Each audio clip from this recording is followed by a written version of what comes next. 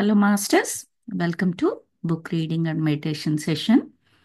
ఆత్మ సహచరులు మనం చదువుకునే బుక్. దీన్ని రాసిన వారు రిచర్డ్ బాక్. మన ఈ బుక్లో హీరో కూడా రిచర్డ్ బాక్ అనే చెప్పాలి. బికాస్ తన గురించి, తన ప్రయాణం గురించి చెప్తారనమాట. తన ఆత్మ సహచరుని గురించి, ఆయన భాగస్వామి, ఆయన ఆత్మ సహచరిని కూడా లెస్లీ ప్యారిస్ బాక్ అని చెప్పేసి. మనం ఈరోజు సెషన్ 3లో ఉన్నాము. అంటే 2 క్లాసెస్ అయిపోయాయి. ఫస్ట్ 2 క్లాసెస్లో ఆల్మోస్ట్ ఇంట్రడక్షన్, తర్వాత లాస్ట్ క్లాస్లో మనము first chapter Los Angeles airport అనే దాని గురించి చదువుకున్నాము. క్లుప్తంగా చెప్తాను. వాళ్ళిద్దరు వాళ్ళిద్దరు పైలట్స్ అన్నమాట. పైలట్స్. సో విమానం నడుపుకుంటూ వాళ్ళు వెళ్తారు. చాలా ఎత్తుకు వెళ్తారు. ఒక దగ్గర డెస్టినేషన్ కనపడుతూ ఉంటుంది, బిల్డింగ్స్ అవన్నీ. తర్వాత అక్కడ ఉన్న ఎయిర్ ట్రాఫిక్ కంట్రోల్ వాళ్ళు, అంటే ఎయిర్పోర్ట్ వాళ్ళు ఉంటారు కదా, వాళ్ళకి ఇన్ఫర్మేషన్ ఇస్తారనమాట. ఇంకా మేము దిగబోతున్నాము అన్న టైప్లో వాళ్ళకి క్లియరెన్స్ అది ఇవ్వాలి కదా ఎయిర్పోర్ట్ వాళ్ళు. అది ఇవ్వడం, వాళ్ళతో మాట్లాడడము అదంతా జరుగుతుంది. వాళ్ళిద్దరూ ఏదో వాళ్ళు ఇంతకు ముందు అవన్నీ సరదా కబుర్లు మాట్లాడుకుంటూ ఉంటారు, వైఫ్ అండ్ హస్బెండ్ కాబట్టి. తర్వాత ఆ, కింద ఎయిర్పోర్ట్లో ఉన్న రాడార్కి వీళ్ళ ఫ్లైట్ అది అనుసంధానము అదంతా కూడా జరుగుతుంది. అదంతా జరిగిన తర్వాత సడన్గా, అంటే ఆయన వైఫ్ వైపు ప్రేమగా చూడడం, అంటే మన జర్నీ ఇది అన్నట్టుగా ఆయనకి ఏదో పాత మెమరీస్ గుర్తొచ్చి ఆమె వైపు చూడడము అదంతా కూడా జరుగుతుంది అనమాట. తర్వాత లాస్ ఏంజలస్ ట్రాఫిక్ కంట్రోలర్ ఏం చెప్తాడు అంటే, అక్కడ మైక్లో నుంచి 4645 మార్టిన్ సీబర్డ్ అని ఒక అనౌన్స్మెంట్ లాగా చెప్తారనమాట. అది చెప్తారు. తర్వాత వీళ్ళు అసలు అక్కడికి ఎందుకు వెళ్తున్నారు అంటే, ఒక సమావేశం అటెండ్ అవ్వడానికి. ఆ సమావేశం చాలా గొప్పది. వీళ్ళిద్దరు వైఫ్ అండ్ హస్బెండ్గా వెళ్ళేది టూరిజం స్పాట్ మాత్రమే కాదక్కడ. వాళ్ళు వెళ్ళే సమావేశంలో విజ్ఞాన శాస్త్రం, ఆత్మప్రజ్ఞ, రాజనీతి, ప్రకృతి భవిష్యత్తు, ఇలాంటి వెరీ వెరీ ఇంపార్టెంట్ థింగ్స్. మనం అందరం అలాంటి వాటి గురించి ఒక సదస్సు, కాన్ఫరెన్స్ జరుగుతుంది అంటే వెళ్ళాలి అన్న థాట్ కూడా రాదు. వీళ్ళిద్దరూ అంత దూరం ఫ్లై చేసుకుని వెళ్తున్నారు ఆ సదస్సులో పాల్గొనడానికి.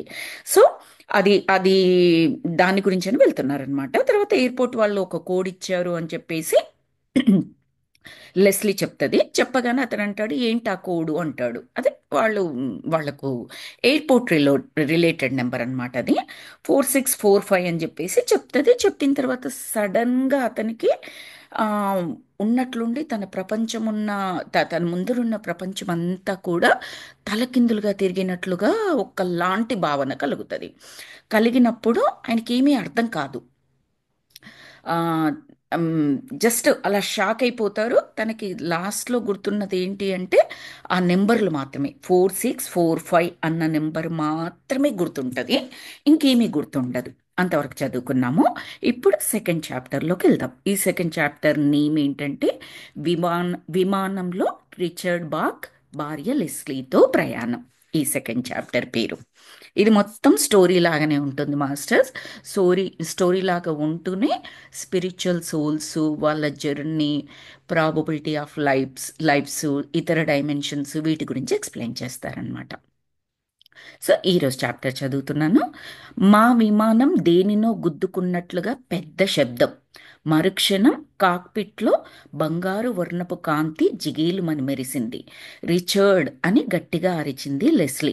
వెంటనే నేను ఆమె వైపు తిరిగి, ఇంజన్లో ఏదో చిన్న సమస్య, మరేమీ భయపడకు, ఏమీ కాదులే అని మాట ముగించేలోపే నా నోరు ఆశ్చర్యంతో తెరుచుకుంది. నా కళ్ళని నేను నమ్మలేకపోతున్నాను. ఇందాక ఆకాశం నుంచి కనిపించిన లాస్ ఏంజల్స్ నగరము అక్కడ ఇప్పుడు నాకు కనిపించడం లేదు. పూర్తిగా అదృశ్యమైంది. ఇదంతా ఎవరు చెబుతున్నారు మనకి? రిచర్డ్ బాకే చెప్తున్నారనమాట. నేను నేను అన్నప్పుడల్లా అది రిచర్డ్ బాక్ అని మనం అర్థం చేసుకోవాలి. భూమి ఆకాశాలు కలిపి డిజ్మండలం వరకు వ్యాపించిన ఆ మహానగరం, దాన్ని ఆవరించి ఉన్న పర్వత శ్రేణులు అన్నీ కనుమరుగైపోయాయి. అంతా కనురెప్పపాటులో జరిగింది. ఇప్పుడు ఆకాశం చల్లగా స్వచ్ఛంగా ఉంది. క్రింద రహదారులు, వాహనాలు, భవనాలు ఇవేమీ లేవు.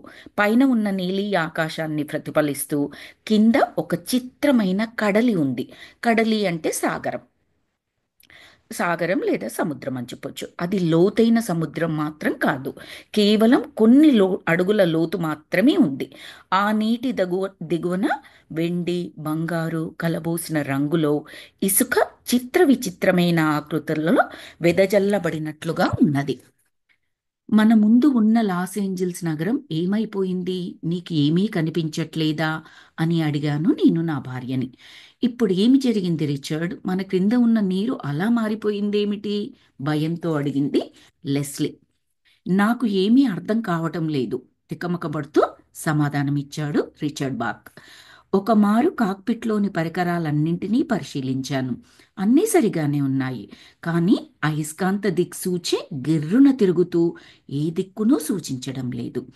ఆ, మామూలుగా ఫ్లైట్లో ఒకటి అయస్కాంత దిక్సూచి ఉంటుంది మాస్టర్స్. అదే వీళ్ళకు దిశానిర్దేశం చేసేది, డైరెక్షన్స్ చూపించేది అంతా కూడా అదే అన్నమాట. సో కాక్పిట్లో పరికరాలన్నీ, కాక్పిట్ అంటే ఆ పైలట్ ఉంటాడు కదా, విమానంలో పైలట్ ఉండే రూమ్ని కాక్పిట్ అంటారు. ఆయనకు సంబంధించిన సామాగ్రి, పరికరాలు అంటే ఫ్లైట్ నడపడానికి కావాల్సిన ఎవ్రీథింగ్ అక్కడే ఉంటాయన్నమాట. మోస్ట్ ఆఫ్ ద టైం అక్కడ పైలట్ అండ్ కో పైలట్ కూడా ఉంటారు ఆయనకు సహాయం చేయడానికి. సో అన్నీ సవ్యంగానే ఉన్నాయి. ఒక్క అయస్కాంత దిక్సూచి మాత్రం అసలు ఎక్కడా తిరగకుండా గిరున తిరుగుతూ ఏ దిక్కును కూడా సూచించడం లేదు. అది తిరుగుతోంది కానీ డైరెక్షన్ ఏమీ చూపించట్లేదు. అది చూపించకపోతే, అయస్కాంత దిక్సూచి పని చేయకపోతే చేయగలిగింది ఏమీ లేదు ఫ్లైట్. ఎక్కడని వెళ్తాడు? మన కిందంటే ఈ రోడ్డు ఆ రోడ్డు ఇక్కడ అక్కడ ఏదో తెలుస్తుంది. ఆకాశం మొత్తం ఒకేలాగుంటుంది. ఏ direction, north east west south కూడా ఏది అర్థం కాదు వాళ్ళకి. సో అది చెప్తున్నాడనమాట. ఇప్పటివరకు మనం చదువుకుంది ఏంటంటే, వాళ్ళ విమానం ఏదో దాన్ని గుద్దుకుంది, గుద్దుకున్న తర్వాత వాళ్ళకి ఏమీ అర్థం కాలేదు. అంతవరకు వాళ్ళకి కనిపించిన కాలిఫోర్నియాలోని లాస్ ఏంజల్స్ నగరం ఏదైతే ఉందో అది కనిపించడం లేదు. ఆ మహానగరమే కనిపించకుండా పోయింది. అది కనిపించకుండా ఏం కనిపిస్తుంది అంటే, కింద ఒక సాగరం, అంటే అలాంటిది పెద్ద సముద్రం లాంటిదని కాదు, ఒక వాటర్ ఉంది. చూడ్డానికి పెద్దగానే వాటరు, ఎక్కువగానే వాటర్ ఉంది కానీ లోతు ఎక్కువగా లేదు. ఎందుకు లోతు ఎక్కువగా లేదు అని వీళ్ళకి అర్థమవుతుందంటే, ఆ నీటి అడుగుననట వెండి బంగారం కలబోసిన రంగులో ఇసుక చిత్ర విచిత్రమైన ఆకృతులలో వెదజల్లబడి ఉంది. మనకు సముద్రంలో లోపల ఉన్న ఇసుక కనబడే ఛాన్స్ లేదు. దగ్గరికి వెళ్ళినా, దూరం నుంచి చూసినా, ఎత్తు నుంచి చూసినా కూడా మనకు కనపడదు. కాబట్టి అది సాగరంలాగా చాలా ఎక్కువ వాటర్ ఉన్నాయి కానీ లోతు ఎక్కువగా లేనట్లుంది అని చెప్పేసి అనుకున్నారనమాట. తర్వాత హస్బెండ్ అడుగుతున్నాడు, అసలు లాస్ ఏంజలస్ నగరం నీకు కనిపిస్తుందా? నాకైతే కనిపించట్లేదు. అసలు ఏం జరిగింది మనకిప్పుడు అని ఒకరినొకరు అనుకుంటున్నారు.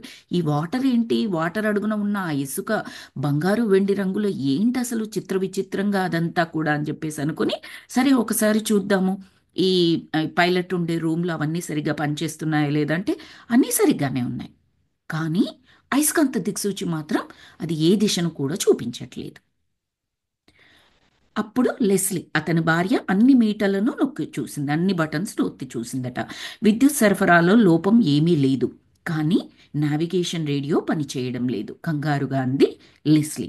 నావిగేషన్ రేడియో అంటే అదే అండి, ఇప్పుడు అయస్కాంత దిక్సూచి అని చెప్పారు కదా, అలాంటిదే. అంటే వాళ్ళకు డైరెక్షన్ చూపించే రేడియో ఏదైతే ఉందో అది పనిచేయడం లేదు. ఎందుకు పనిచేయడం లేదు? విద్యుత్ లోపల ఉన్న విద్యుత్ లేదా అంటే, ఆ విద్యుత్ సరఫరాలో అసలు ఏం ప్రాబ్లం లేదు. అంటే అంత విచిత్రంగా ఉందన్నమాట. నావిగేషన్ ప్యానెల్ తెరపై సో పొజి సారీ నో పొజిషన్ అనే అక్షరాలు వెలుగుతూ మేమెక్కడ ఉన్నామో సూచించలేకపోతోంది. ఆశ్చర్యం, కానీ ఇదంతా నిజంగా జరుగుతోంది. ఆ నావిగేషన్ ప్యానెల్ అంటే స్క్రీన్ ఉంటుంది కదండి మన కార్లలో కూడా, ఇప్పుడు కొత్తగా వస్తున్న అన్ని కార్లలో కూడా నావిగేషన్ ప్యానెల్ ఉంటుంది. దాని మీద మనం ఎక్కడున్నామో ఆ డైరెక్షన్ చూపించడం, మన మ్యాప్స్ ఆన్ చేసుకున్నట్లయితే చూపించడం, అలాంటిది కనిపిస్తుంది కదా. సో అలాంటి నావిగేషన్, అలాంటి స్క్రీనే అనుకోండి ఈజీగా అర్థం చేసుకోవడానికి. ఆ స్క్రీన్ మీద మనం ఎక్కడున్నాము, ఏ డైరెక్షన్లో ఉన్నాము క్లియర్గా రూట్ అంతా చూపిస్తుంది. సినిమాలలో కూడా చూస్తాం మనము, ఇన్ కేస్ కార్లలో ఎవరైనా చూడకపోతే. సో అది అది అట నో పొజిషన్, అంటే ఏమి చూపించలేకపోతుంది అది. ఆ నో పొజిషన్ అన్న అక్షరాలు మాత్రం వెలుగుతూ కనిపిస్తున్నాయి. సో వీళ్ళకంతా ఆశ్చర్యంగా ఉంది. ఎందుకు అంటే, ఒక పైలట్ ఒక విమానం నుజ్జు నుజ్జు అయిపోయిన తర్వాత కూడా ఆ కాక్పిట్ అన్నాను కదా, పైలట్ ఉండే రూము, అందులో ఉండే అయస్కాంత దిక్సూచి మాత్రం పనిచేస్తుందంట మాస్టర్స్. అంత పవర్ఫుల్ అది. ఇప్పుడు అది మాత్రమే పనిచేయడం లేదు వీళ్ళకి, మిగతావన్నీ పనిచేస్తున్నాయి. ఇప్పుడు ఫ్లైట్ యాక్సిడెంట్స్ జరుగుతూ ఉంటాయి కదా, నేను పేపర్లలో చదివానమాట. వాళ్ళు ఫ్లైట్ యాక్సిడెంట్ ఎలా జరిగింది, అసలు పైలట్ ఏమైనా మిస్టేక్ చేశాడా, ఎక్కడైనా ఏదైనా ఇబ్బంది జరిగిందా, పరికరాలు ఏమైనా చెడిపోయాయా, ఏ ప్రాబ్లం వచ్చింది చెక్ చేయడానికి ఆ కాక్పిట్లో ఉన్న ఈ నావిగేషన్ రిలేటెడ్ ఉంది కదా, లాస్ట్ టైం ఎప్పుడు ఎక్కడ ఎవరితో మాట్లాడారు అంటే బేసికల్గా ఎయిర్పోర్ట్ సిబ్బందితో ఎవరితో మాట్లాడారు, ఎలాంటి కమ్యూనికేషన్ జరిగింది, వీళ్లకు వాళ్లకు చెక్ చేస్తారనమాట యాక్సిడెంట్ జరిగినప్పుడు కూడా. అది వాళ్ళకు మెయిన్ ఆధారం బయట ఇన్వెస్టిగేషన్ చేసే వాళ్ళకి. సో ఆ ఇంపార్టెంట్ థింగ్ అస్సలు పాడు కాకూడనిది పాడైపోయింది ఇక్కడ.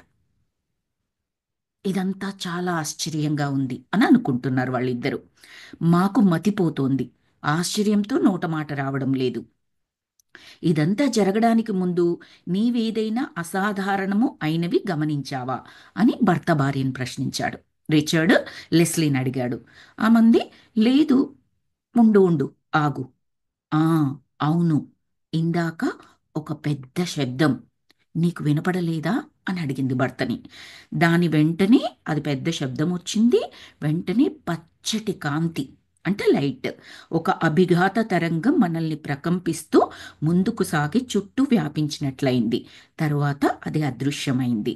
దానితో పాటే సర్వము అదృశ్యమయ్యాయి. ఏమంటుందంటే, ఒక పెద్ద శబ్దం వినిపించింది. అది వినిపించగానే పెద్దగా బంగారు వర్ణంలో ఒక కాంతి లాంటిది, ఇలా ఒక తరంగం లాగా. వేవ్స్ ఎలా వస్తాయండి, ఇలా వచ్చేసి అలా వెనక్కి వెళ్ళిపోతాయి కదా, అందుకే అభిఘాత తరంగం అని చెప్పారు ఇక్కడ. సో అలా కనిపించగానే వెళ్ళిపోయింది. ఆ తర్వాత ఎవ్రీథింగ్ కనుమరుగైపోయింది అని చెప్పేసి చెప్పింది. విమానంలో ఒక్క నావిగేషన్ రేడియో తప్ప మిగిలినవన్నీ సవ్యంగా ఉన్నప్పటికీ చెడిపోవడానికి ఆస్కారమే లేని అయస్కాంత దిక్సూచి మాత్రం పనిచేయడం మానేసింది. అసలు ఇది ఎంత విచిత్రం! అసలు మనం ఇప్పుడు ఎక్కడున్నామో కూడా అర్థం కావట్లేదు. దేవుడా అనుకుంటూ మైక్రోఫోన్ మీట నొక్కి, hello hello, Los Angeles airport, ఇది మార్టిన్ స్టీబర్డ్, గట్టిగా అని అరిచారట వీళ్ళిద్దరు.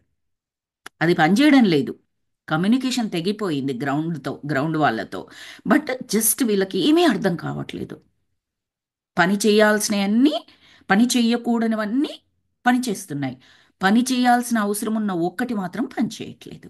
బట్ ఊరికే ట్రై చేస్తున్నారనమాట, హలో హలో అనుకుంటూ. సమాధానం కోసం క్రిందికి చూసా, అంటే ఆ ఫ్లైట్లో నుంచి కిందికి చూడడం. కిందికి చూడడం అంటే ఫ్లైట్లో ఉండే కిందికి చూడడం. లేలేత కాంతి పాయలుగా చీలినట్లు నీటి అడుగున ఇసుక పర్రులు చిత్రాతి చిత్రంగా అల్లుకుని ప్రకాశిస్తూ విస్తరించి ఉన్నాయి. నీటి అడుగు భాగంలో కనిపిస్తుంది ఇసుక బంగారు వెండి కాంతుల రంగులలో అని చెప్పారు కదా, అది ఎక్స్ప్లెయిన్ చేస్తున్నారు. హలో, లాస్ ఏంజలస్ ఎయిర్పోర్ట్, ఎవరైనా ఈ ఫ్రీక్వెన్సీలో మా మాటలు వింటున్నారా? వెంటనే సమాధానం ఇవ్వండి అని చెప్పేసి గట్టిగా అరిచారు. అంతా నిశ్శబ్దం, మాట పలుకు లేదు. ఎంత గట్టిగా అరిస్తే ఏంటండి, అది పని చేయడం లేదు కదా. బట్ వీళ్ళ ప్రయత్నం అన్నమాట. అసలు మేము మాట్లాడేది ఎవరికైనా వినపడుతుందా? వీళ్ళకి రేడియో ఉంటుంది కదండి, అక్కడ గ్రౌండ్లో ఉండే ఎయిర్పోర్ట్ వాళ్ళకు కూడా రేడియో ఉంటుంది. ఆ ఫ్రీక్వెన్సీస్కి ట్యూన్ చేసుకుని ఒకరి ద్వారా ఇంకొకరు కమ్యూనికేషన్ ఏర్పరచుకుంటారనమాట. సో మా ఫ్రీక్వెన్సీలో మాటలు మీకు వినపడుతున్నాయా అని అడుగుతున్నారు. Nothing, no sound other side నుంచి. జస్ట్ ఊరికే మనం ఒక ఫోన్ పట్టుకొని అవతల వాళ్ళు పెట్టేసిన, అవతల వాళ్ళకి ఫోన్ మనం చేసింది కలవకపోయినా హలో హలో హలో అని మనం 100 టైమ్స్ అన్నా ఏమైనా యూజ్ ఉంటుందా? అక్కడ లైన్ డిస్కనెక్ట్ అయిపోవచ్చు, వాళ్ళకి నెట్ లేకపోవచ్చు, లేదా వాళ్ళకి ఫోన్ బ్యాటరీ అయిపోవచ్చు, ఏదైనా ఉండొచ్చు. ఇక్కడి నుంచి హలో హలో అన్నంత మాత్రాన ఏమీ వినిపించదు కదా, అలాంటి సిచ్యువేషనే అనుకోండి. వీళ్ళకి ప్రాబ్లం తెలియట్లేదు, ఏం జరిగింది అని తెలియట్లేదు. అప్పుడు అతని భార్య నాకేమీ పాలుపోవడం లేదు అని నిట్టూర్చింది. అంతర్బుద్ధి ప్రేరేపింపగా మా ముందే అదృశ్యమైన ప్రపంచం ఆనవాళ్లు ఏమైనా దొరక్కపోతాయా అని విమానాన్ని మరింత ఎత్తుకు తీసుకెళ్ళాం. అతను ఏం చేశాడంటే ఉన్న ప్లేస్ నుంచి ఇంకాస్త పైకి తీసుకెళ్ళాడు. ఏమైనా కనపడుతుందేమో, అదృశ్యమైన ప్రపంచం ఆనవాళ్లు ఏమైనా దొరుకుతాయి, ఇంకాస్త పైకి వెళ్ళి చూద్దాం అని చెప్పేసి పైకి తీసుకెళ్ళాడట. కానీ మరికొన్ని క్షణాలకి నాకు ఒక చిత్రమైన యథార్థం అంటే నిజం తెలిసి వచ్చింది. మేమెంత ఎత్తుకు అదిమించినా ఎత్తును కొలిచే ఆల్టిమేటర్లో ఏమాత్రం మార్పు లేదు. ఇంకొకటి, వీళ్ళు ఎంత పైకి వెళ్తున్నారు అనేది ఎత్తును కొలవడానికి లోపట మీటర్ ఉంటుంది కదండి. ఈయన ఎంత పైకి వెళ్తున్నా కూడా ఆ మీటర్లో చడి చప్పుడు లేదు, నెంబర్స్ చూపించట్లేదు అది. అంటే ఇంతకుముందు ఏదైతే నెంబర్ ఉందో అది మాత్రమే చూపిస్తుంది, ఆ నెంబర్లో మార్పు లేదు. అంటే ఏంటది? అది కూడా పనిచేయడం లేదు. నా అంచనా ప్రకారం మేమిప్పుడు 5,000 అడుగుల ఎత్తులో ఉంటాము, కానీ అల్టిమేటర్ మాత్రం సముద్ర మట్టం వద్ద ఉన్నట్లుగా సూచిస్తుంది. అల్టిమేటర్ అంటే ఆ ఎత్తును చూపించే సూచిక అన్నమాట, ఆ మీటర్. 5,000 అడుగుల అందాదగా ఈయన చెప్తున్నాడు, ఫ్లైట్ నడిపిన అనుభవం ఉంది కాబట్టి. కానీ అది సముద్ర మట్టం దగ్గర ఉన్నట్లుగా అది చూపిస్తోందట. అంటే పని చేయట్లేదు. బేసికల్లీ నెంబర్ మారినప్పుడు మనకు అర్థమవుతుంది కదండి, ఇది పని చేయట్లేదు అని చెప్పేసి. మీరు వాచ్ చూస్తున్నారు, టైం 12 అని చూపించింది. మీరు కాసేపు అటు ఇటు పని చేసుకొని వచ్చారు, మళ్ళీ టైం 12 అని చూపిస్తుంది. క్లియర్గా అర్థమవుతుంది మనకు ఆ వాచ్ పని చేయట్లేదని. ఎంత టైం అవుతుందో ఎగ్జాక్ట్గా చెప్పలేకపోవచ్చు, బట్ 12 అయితే కాదు. బికాజ్ నేను కొద్దిగా అటు ఇటు తిరిగేసి వచ్చాను, 5 మినిట్స్ 10 మినిట్స్ ఎంతో అంత. అప్పుడు మనం ఏం చేస్తాం, అప్రాక్సిమేట్గా ఓకే నేను ఈ పని చేశాను, జనరల్గా ఈ పని నేను 10 మినిట్స్లో కంప్లీట్ చేస్తాను, అంటే 12:10 అయ్యి ఉండొచ్చు అని మనం ఎలాగ అనుకుంటామో, అలాగే అప్రాక్సిమేట్గా 5,000 మీటర్ల 5,000 అడుగుల ఎత్తులో ఉన్నాను అని అనుకుంటున్నాడు. మాకు కనిపిస్తున్న దృశ్యంలో కూడా ఏ మార్పు లేదు. అంతకుముందు ఎలా ఉందో కాస్త పైకి వెళ్ళినా కూడా అలాగే ఉందట. అనంతంగా విస్తరించిన లోతు తక్కువ సముద్రంలో చిత్ర విచిత్రంగా మేటలు వేసిన కాంతివంతమైన ఇసుక పర్రులు ఎక్కడా పునరావృతం కాని అల్లిబిల్లి అల్లికలతో మైళ్లకు మైళ్ళు వ్యాపించి ఉన్నాయి. పర్వతాలు ద్వీపాలే కాదు, ప్రాణమున్న జీవి అంటూ ఏది కూడా కనిపించడం లేదు. మళ్ళీ ఇప్పుడు క్లియర్గా ఆ సముద్రం గురించి చెప్తున్నాడు. అది సముద్రం అని ఎందుకు అంటున్నాడంటే, మైళ్ళకు మైళ్ళు వాటర్ ఉండేది ఏంటండి? సముద్రం.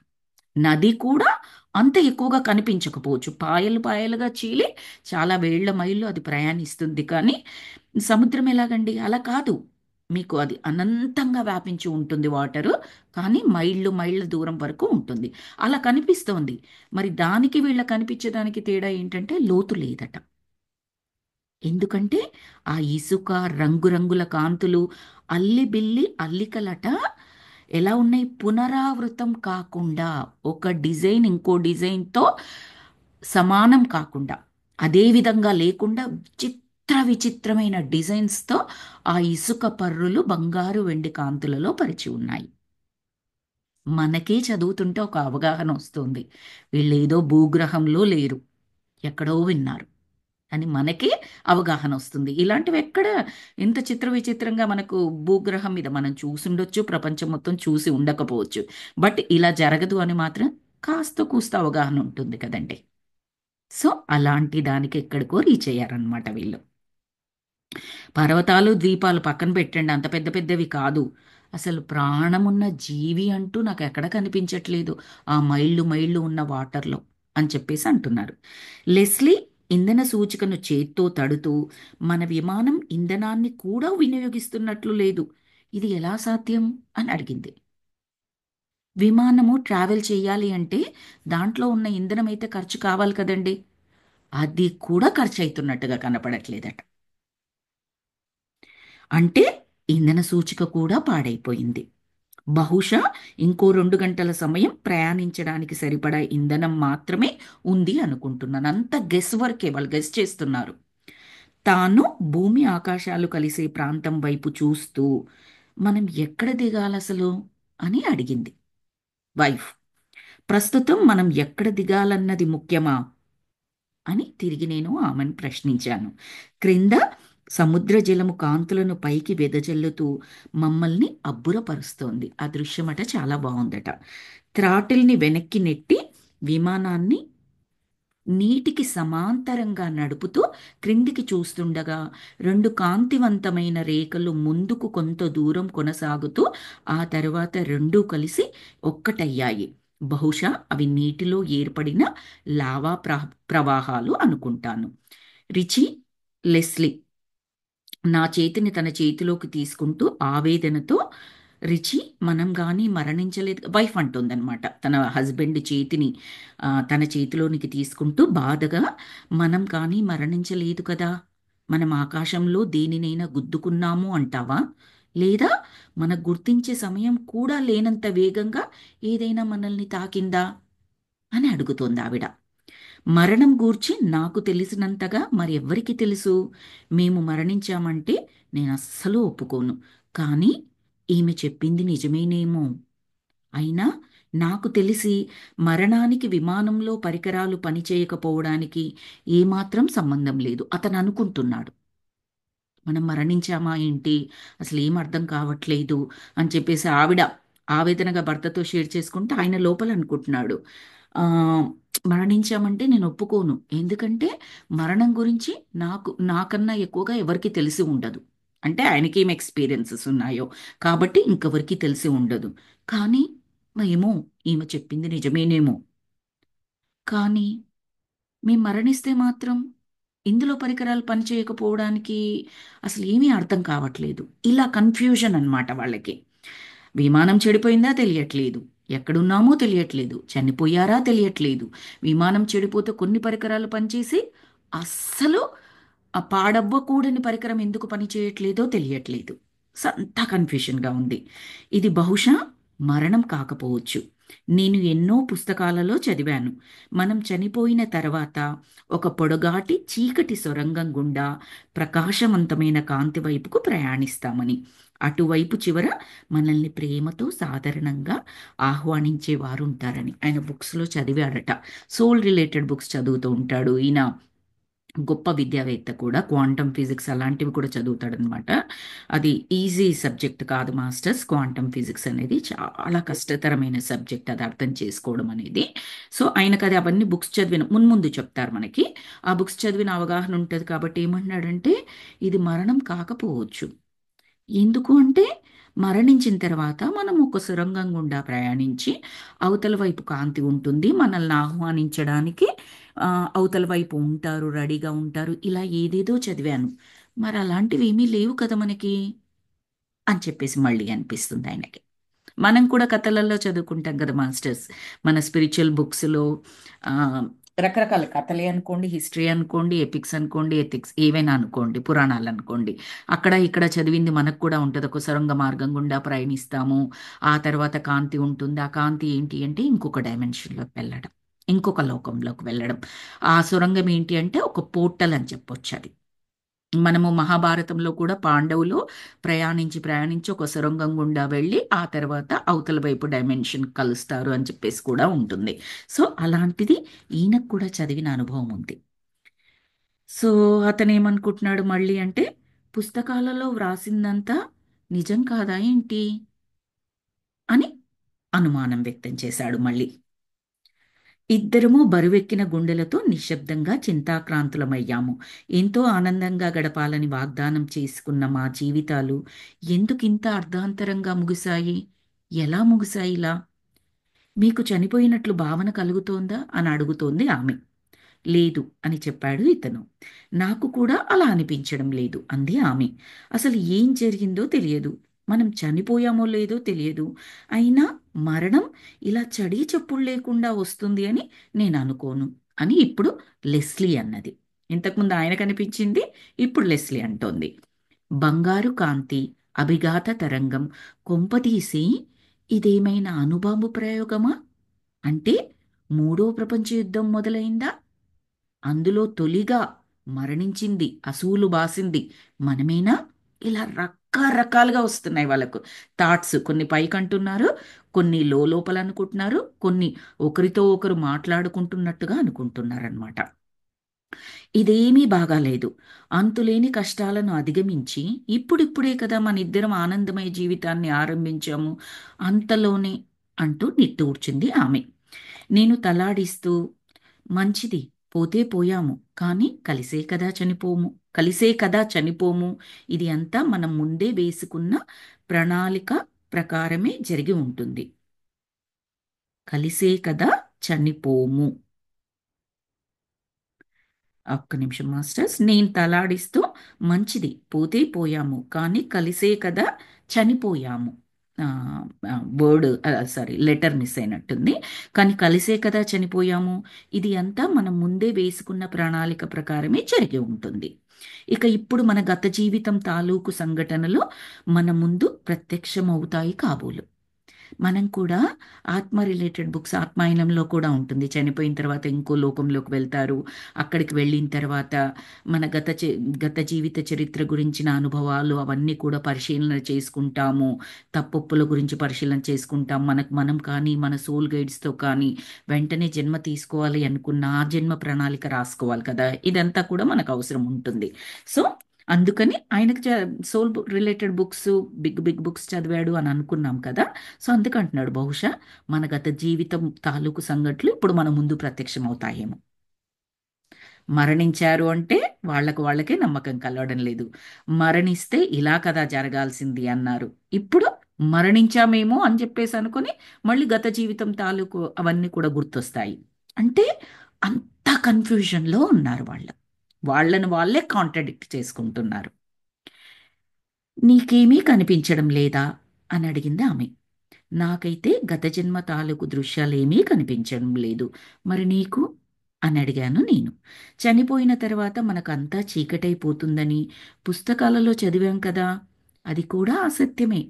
ఈ విషయాలపై ఎన్నో పుస్తకాలు రాస్తున్నాయి కదా. మరి మన విషయంలో మాత్రమే అవేవి జరగటం లేదెందుకు అని ప్రశ్నించింది లెస్లీ. వాళ్ళు విన్న బుక్స్, చదివిన బుక్స్ ఏవైతే ఉన్నాయో అలా మనకెందుకు జరగట్లేదు? మనం మరణించాం కదా అన్న టైప్లో అనమాట. రాత్రిళ్ళు నిద్రలో మనం దేహాలను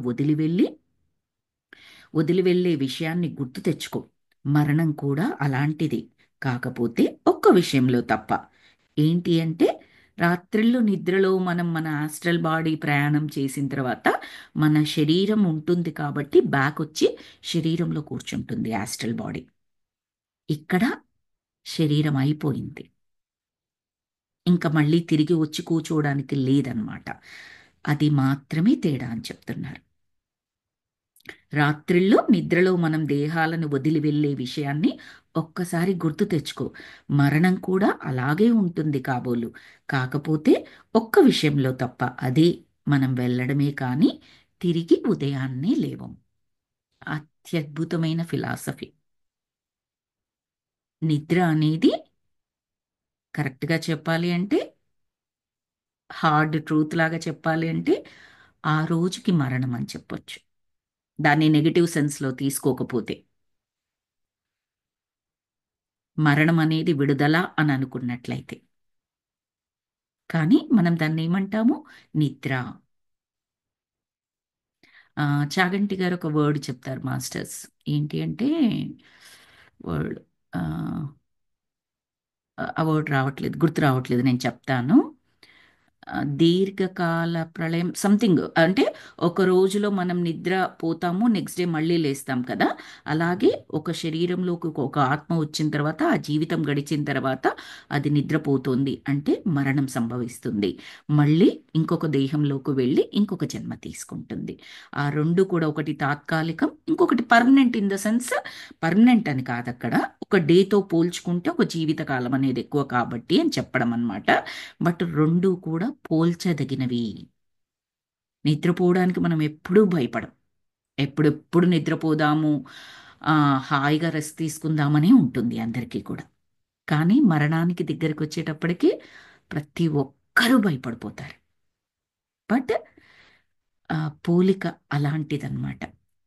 అర్థం చేసుకోవడం ఈజీ అని అనిపిస్తుంది. అర్థం చేసుకుంటామేమో అని కూడా అనిపిస్తూ ఉంటుంది. కానీ వెరీ డీప్ సత్యం అన్నమాట. పాటించడానికి చాలా కష్టమైన సత్యము. సముద్రం అంత డీప్ అన్నమాట. అంత లోతైన సత్యం ఇది. కానీ అంత సింపుల్గా చెప్పేసేయచ్చు. నేను ఎగ్జాక్ట్గా ఆయనది గుర్తొచ్చినప్పుడు నేను చెప్తాను. బ్యూటిఫుల్గా చెప్పారు ఒక దాంట్లో ఆయన. ఆ వర్డ్ గుర్తు రావడం లేదు నాకు. కొత్త విషయాలు అర్థం చేసుకోవడానికి, భౌతికమైన హద్దుల నుంచి ఉల్లాసంగా విముక్తి పొందడానికి, మూఢనమ్మకాలనే గోడలను ఛేదించడానికి మరణం ఒక విశిష్టమైన, సృజనాత్మకమైన, మంచి అవకాశం కల్పిస్తుందని మరణం గూర్చి తెలిసిన వారెవరైనా గ్రహించగలుగుతారు. అందుకే మరణానికి ఒక పరమార్థం ఉన్నది. అంతేకాని మరణం అంటే ఇలాంటి పంచవన్నెల సముద్రంపై ఎగరడం కాదు. ఎంత బాగా రాశారు చూడండి మాస్టర్స్. కొత్త విషయాలు అర్థం చేసుకోవడానికి, భౌతికమైన హద్దుల నుంచి ఉల్లాసంగా విముక్తి పొందడానికి. కొత్త విషయాలంటే ఏంటి? ఈ శరీరంలో ఆత్మ ఈ జన్మలో నేర్చుకునేవి ఏవో ప్రణాళికలు వేసుకుని పాఠాలు పెట్టుకొని వస్తుంది, నేర్చుకుంటుంది కదా. మళ్ళీ సరికొత్త విధంగా ప్లాన్ చేసుకోవడానికి, నేర్చుకోవడానికి అన్నమాట. ఇంకొక జన్మ తీసుకోవచ్చు కదా ఇది వదిలేసింది అంటే. భౌతికమైన హద్దుల నుంచి అంతే. శరీరము భౌతికంగా కొద్ది వరకే ట్రావెల్ చేస్తుంది. విడిగా నడుచుకుంటూ కానివ్వండి, పరిగెత్తుకుంటూ కానివ్వండి, మీరేదైనా వాహనం ద్వారా వెళ్ళినప్పటికీ కూడా. అదే శరీరం నుంచి విడుదలైన సోల్, దానికి మనం ఎక్కడ భౌతికమైన హద్దులు పెడతాము? నథింగ్. తర్వాత భౌతికమైన హద్దుల నుంచి ఉల్లాసంగా విముక్తి పొందడానికి అని చెప్తున్నారు. అలాగే మూఢనమ్మకాలనే గోడలను ఛేదించడానికి విశిష్టమైన, సృజనాత్మకమైన మంచి అవకాశం కల్పిస్తుంది. అంత బ్యూటిఫుల్గా వర్ణించారు మరణాన్ని అక్కడ వాళ్ళు. చివరికి ధైర్యం చేసి విమానాన్ని ఆ నీటిలోనే దించడానికి సిద్ధపడ్డాము. ఇది వరకు కనిపించిన కాంతి రేఖలను లెస్లీ చూపిస్తూ, అది రన్వే లాగా ఉంది, అక్కడ దిగుదామా అన్నది. ఎందుకు సముద్రం పైన దిగుదామా అనుకుంటున్నారంటే, గుర్తుపెట్టుకోవాలి మాస్టర్స్, వాళ్ళు 2-3 సార్లు చెప్పారు. సముద్రం లోతుగా లేదు, విశాలంగా మైళ్ళకు మైళ్ళు ఉంది, కానీ లోతుగా లేదు. కాబట్టి దిగడానికి ధైర్యం చేయాలనుకున్నారనమాట. వాళ్ళకి ఇంకో వే లేదు అక్కడ. సరే, ల్యాండింగ్కు సిద్ధంగా ఉండు అని హెచ్చరించాను. హెచ్చరించాను అంటే హస్బెండ్ చెప్పాడనమాట ఆమెకి. ల్యాండింగ్ గేర్ వెయ్యగానే విమానం చక్రాలు పైకి మడుచుకోవడము కిటికీలోంచి కనిపించింది. ఇప్పుడు మా సీబర్డ్ నీటి మీద వాలడానికి సిద్ధంగా ఉంది. విమానం వంపు తిరుగుతూ నీటిపై వాలుతుండగా సముద్రం ఏటవాలుగా పైకి లేచి స్లో మోషన్లో మమ్మల్ని చేరుకున్నట్లుగా ఉన్నది. మా విమానం రేస్ బోట్ లాగా మారినట్లు నీటిని పక్కలకు ఎగజిమ్ముతూ ఉపరితలాన్ని తాకింది.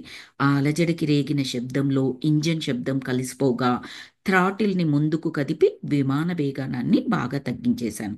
ఆయన విమానం ఎలా నడుపుతున్నాడు, నీటిలో ఎలా దిగింది, దిగిన తర్వాత చక్రాలు తాకగానే వాటర్ అంతా పక్కకి ఎలా వెళ్ళింది, అదంతా డిస్క్రైబ్ చేస్తున్నాడు అనమాట.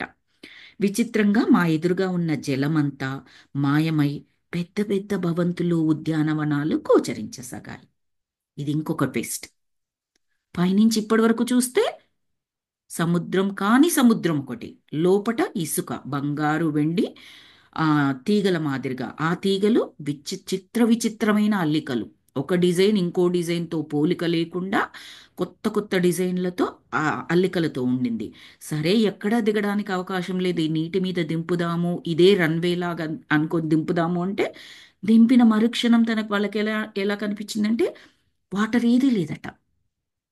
పెద్ద పెద్ద భవంతులు, ఉద్యానవనాలంటే పార్కులు, అవి కనిపించాయట. అలా చూడు అంటూ లెస్లీ ఒక పెద్ద భవంతిని చూపింది నాకు. ఆ మరుక్షణం ఎవరో విసిరివేసినట్టుగా విమానంలోంచి ఆ భవంతి వరండాలోకి వచ్చి పడ్డాము. విమానంలో లేరు ఇప్పుడెక్కడ. లెస్లీ అక్కడ ఒక పెద్ద భవంతి ఉంది చూడు అని చెప్పింది. ఈయన చూశాడు. చూడగానే ఏమైంది? విమానంలో లేకుండా భవంతి వరండాలోకి వచ్చి పడ్డారు ఇప్పుడు. నాకు తల గిర్రున తిరుగుతోంది, కానీ నిలబడగలుగుతున్నాను. మెల్లగా నడుస్తూ నా భార్య చేతిని పట్టుకున్నాను. నీకేమీ కాలేదు కదా, నీవు బాగున్నావు కదా. ఇద్దరము ఒకే మారు ఒకరితోనొకరము అనుకున్నాము. ఆ ఏ చిన్న గాయం కూడా కాలేదు. తిరిగి ఇద్దరము ఒకే మారు సమాధానమిచ్చుకున్నాము. ఎక్కడా పగిలిన గాజు ముక్కలు లేవు. మేము గోడలోంచి దూసుకు వచ్చినట్లుగా ఎక్కడా పెద్ద రంధ్రం కూడా అంటే గోడను బద్దలు కట్టుకుని వచ్చామా అన్నట్లుగా వాళ్ళకి అనిపిస్తోంది. చూస్తే ఏ గోడకు కూడా రంధ్రం లేదు. తిరిగి ఇద్దరం ఒకే మారు సమాధానం ఇచ్చుకున్నాము. అంతా నిర్మానుష్యంగా, నిశ్శబ్దంగానూ ఉందక్కడ. ఇది ఎలా ఊహించుకోవచ్చు అంటే ఏ గోడకు కూడా రంధ్రం లేదన్నది మనకి సినిమాల్లో చూపిస్తుంటారు. ఇప్పుడు కొన్ని ఫ్యాంటసీ స్టోరీస్ ఉంటాయి కదా మాస్టర్స్, పైనుంచి యముడు కిందికి దిగాడు, చిత్రగుప్తుడు ఆయనతో పాటు దిగాడు. దిగినప్పుడు ఏంటి, వాళ్ళు ఒక రూమ్ నుంచి ఇంకొక రూమ్లోకి గోడల గుండా వెళ్ళిపోతారు వాళ్ళు. అక్కడ నీకేమైనా గోడకు రంధ్రం కనబడుతుందా? నథింగ్. అసలు వాళ్ళ గోడే ఉండదు. గోడ అడ్డు కాదన్నట్టు ఉండదు కాదు. వాళ్ళకి అసలు అలాంటి సరిహద్దులు ఏమీ ఉండవు. ఒక రూమ్ నుంచి ఇంకో రూమ్లోకి వెళ్ళాలంటే డోర్ ఓపెన్ చేసుకుని వెళ్ళాలి, అలాంటివి ఏమీ ఉండవు వాళ్ళు. ఎందుకంటే వాళ్ళు భౌతిక శరీరాలతో కాదు అక్కడ వాళ్ళు ఉండేది. కనిపించే వాళ్ళకే కనిపిస్తారు. మనకు మూవీలో కూడా అలాగే చూపిస్తారు. అందరికీ కనిపించరు. ఎందుకు ఆ హీరోకో హీరోయిన్ కనిపిస్తారంటే ఏవో వాళ్ళ దగ్గర ఉన్న భూత శక్తులు అనుకోండి. సో అలాగా అనిపిస్తుంది వీళ్ళకి ఇక్కడ. మనం అది అది గుర్తు తెచ్చుకోవచ్చు ఇక్కడ ఆ సీన్స్. ఎక్కడ పగిలిన గాజు ముక్కలు లేవు, గోడలకు రంధ్రాలు లేవు, అక్కడి నుంచి ఇక్కడికి వచ్చి పడ్డాము. అంతా నిర్మానుష్యంగాను నిశ్శబ్దంగాను ఉంది. అసలు ఏం జరుగుతోంది ఇక్కడ? అసహనంతో గట్టిగా అరిచాడు ఇతను, రిచర్డ్. రిచి, బాగా గమనించు, ఈ స్థలం మనకు చాలా సుపరిచితమే. మనము ఒకప్పుడు ఇక్కడ ఉండేవారం. సంబ్రయంతో కళ్ళు పెద్దవిగా చేసుకుని అంది లెస్లీ. సడన్ గా ఆమెకి ఏదో గుర్తొచ్చింది. భర్తకు గుర్తు చేస్తుంది. ఒక్కసారి చుట్టూ అంతా చూడు. ఈ భవంతిలో మనము చాలాసార్లు ఐ మీన్ చాలా రోజులు ఉన్నాము. మనకి ఇదంతా బాగా పరిచయం ఉన్న ప్లేసు అని సంభ్రమంతో, అంటే ఒకలాంటి ఆశ్చర్యము ఆనందం కలిపిన దాంతో కళ్ళు పెద్దవిగా చేసుకొని చూస్తూ భర్తతో అనిందట. నేను చుట్టూ పరికించాను. అనేక ద్వారాలు కలిగిన పొడవాటి నడవ అది. అంటే పొడవాటి నడవ అంటే వరండా అనుకోండి. మనకు హోటల్ రూమ్స్లో, మన హోటల్స్కి వెళ్ళినప్పుడు ఉంటాయి కదండి, బిగ్ పొడవైన హాల్స్ ఉంటాయి, అటు ఇటు రూమ్స్ ఉంటాయి కదా. అలాగనమాట. అనేక ద్వారాలు ఉండి పొడవుగా ఉన్న ఒక హాల్లోకి వాళ్ళు వెళ్ళారట. కింద ఎరుపు రంగు తివాచీ పరిచి ఉన్నది. ఎదురుగా ఎలివేటర్ ద్వారం. ఎగ్జాక్ట్లీ మనం ఇక్కడ యుఎస్లో అయితే, నాకు ఇండియాలో తెలియదు, మనం హోటల్స్లో ఎప్పుడైనా వన్ నైట్ స్టే చేయాలి అనుకుంటే ఉంటాం చూడండి, ఇలాగే ఉంటాయి. దాని పక్కన కుండీలలో పెంచుతున్న పామ్ ప్లాంట్స్ ఉన్నాయి. పామ్ ప్లాంట్స్ అంటే ఒక రకమైన మొక్కలండి. ఇక్కడ ఉంటాయి, చాలా చాలా చాలా ఫ్రీక్వెంట్గా ప్రతి ప్లేస్లో ఉంటాయని చెప్పొచ్చు. ఆ మొక్కలు ఉన్నాయట. ఇది ఒక హోటల్ లాగా ఉన్నది. నాకైతే ఇలాంటి హోటల్ అంతకుముందు చూసినట్లు గుర్తుకు రావడం లేదు అని ఎవరన్నారు? హస్బెండ్ అంటున్నాడు. ఆమెకేమో సుపరిచితమైన ప్లేస్ లాగుంది. అంతలో ఒక చిన్న గంట మోగిన శబ్దంతో పాటు ఎలివేటర్ తలుపులు తెరుచుకున్నాయి. అందులో ఒక యువకుడు, ఒక అందమైన స్త్రీ కనిపించారు. అమ్మయ్యా! ఒక ఇద్దరు మానవులు కనిపించారు వీళ్ళకి ఇప్పటి వరకు. సో నా భార్య ఉచ్ఛ్వాస పీల్చి నాకు దగ్గరగా జరిగింది. ఆమె దేహం కొయ్యబారినట్లుగా ఉన్నది. ఎలివేటర్ నుంచి వారిరువురూ బయటకు వచ్చారు. 16 సంవత్సరాల క్రితం మేము తొలిసారిగా కలిసింది ఇక్కడే. వారు, మేము ఒక్కటే అంటూ ఈ చాప్టర్ ముగించారు మాస్టర్స్. సో ఇక్కడ ఏమైంది అంటే, వాళ్ళొక ఆ విమానంలో నుంచి ఎప్పుడైతే వాళ్ళు ఆ వాటర్లో ఆ రన్వే మీద దిగుదాము అని అనుకొని దింపారో, వాటర్కి తగిలారు అని అనుకున్నారు. ఆ వాటర్ అంతా పక్కకు తొలగిపోయింది. అంత పెద్ద విమానం దిగగానే వాటర్ అంతా పక్కకు తొలగినట్లుగా అవుతుంది కదండి, అలజడి అయిపోతుంది కదా. బట్ చూస్తే ఎక్కడ వాటర్ లేదు. కానీ వాళ్ళకి పెద్ద పెద్ద భవంతులు అలాంటివి ఏవో కనిపించాయి అన్నమాట, ఉద్యానవనాలు అవన్నీ. తర్వాత నెక్స్ట్ క్షణంలో ఆ భవంతి లోపలనే ఉన్నారు. చూస్తే ఆ విమానం లోపలున్న గాజు, అవే మన విండోస్ అలాంటివి ఉంటాయి కదా, అది దూసుకుని వచ్చినట్టుగా పగిలిపోయిన గాజులు లేవు. పోనీ గోడలని గుద్దుకొని వచ్చామంటే గోడలకు ఎక్కడా రంధ్రాలు లేవు. ఆశ్చర్యంగా ఉంది. ఉన్నట్లుండి ఆవిడకి ఏదో గుర్తొచ్చింది. ఇదంతా బాగా తెలిసిన ప్లేస్, ఒకసారి చూడు అని చెప్పేసి హస్బెండ్ అనింది. ఆయనకు మాత్రం గుర్తు రావడం లేదు. అదంతా చూస్తే ఒక హోటల్ లాగుంది, అటు ఇటు మొక్కలు ఉన్నాయి, ఏమీ గుర్తు రావడం లేదు ఆయనకి. ఇంతలో ఆ అక్కడ ఎలివేటర్ దగ్గర అది ఆ లిఫ్ట్ ఓపెన్ అయ్యి 16 ఏళ్ల, ఆ, ఎన్ని సంవత్సరాలు అని చెప్పారు? ఒక్క నిమిషం. ఆ, ఎలివేటర్ తలుపులు తెరుచుకున్నాయి. అందులో 16 ఏళ్ళు కాదు, ఒక యువకుడు, ఒక అందమైన స్త్రీ కనిపించారు దాని నుంచి బయటికి వస్తూ. అప్పుడు వైఫ్ దగ్గరగా జరిగిందట ఈయనకి. ఎంత దగ్గరగా అంటే ఆమె శ్వాస వేడి ఈయనకు తగులుతోంది. ఆ, ఆమె దేహం కొయ్యబారిపోయినట్లు అయిపోయింది. అంటే ప్రాణం లేకుండా నిశ్చేష్టంగా అంటాం కదా, అలా అయిపోయింది లేస్లీ. ఎందుకు అంటే 16 సంవత్సరాల క్రితం ఈ రిచర్డ్, లెస్లీ ఇక్కడే ఫస్ట్ టైం కలిశారు. ఇప్పుడు ఎక్కడైతే వాళ్ళు ఉన్నారో ఆ ప్లేస్లో కలిశారన్నమాట. అందుకని నిశ్చేష్టులు అయిపోయారు. సో ఈ సస్పెన్స్ దగ్గర మనం ఇక్కడ స్టాప్ చేసుకుందాం మాస్టర్స్. సో నెక్స్ట్ అసలు ఏంటి అన్నది నెక్స్ట్ చాప్టర్లో మనకు చెప్తారు. Thank you so very much for joining today's session. Next చాప్టర్లోకి వెళ్తే మళ్ళీ మధ్యలో స్టాప్ చేయలేము అని నేను ఇక్కడ స్టాప్ చేశాను. Thank you so very much. Let me stop the recording.